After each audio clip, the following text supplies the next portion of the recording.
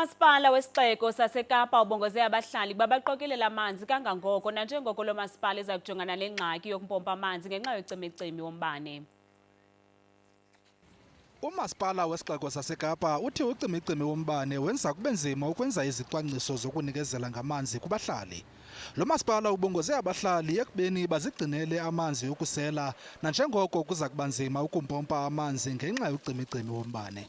The city did invest in generators in 2014 and 2015 when we saw extensive periods of load shedding. So we are making use of that where possible, particularly for our large-scale wastewater treatment and pump systems. But at our smaller plants, we do unfortunately not have that generating capacity available. Abahlali baza kufumana amanzi ukususela ngensimbi yesihlanu ekseni ukuya kutsho ngensimbi ye-11. Abahlali bathi sele beqhelene nale meko.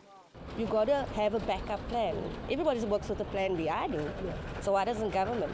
I don't actually understand what all this means, but at the moment, it's affecting me in a way. Abanye bayavutha ngumsindo besithi ucimi wombane ubadalela ingxaki. We have to, but yeah, we would like not to.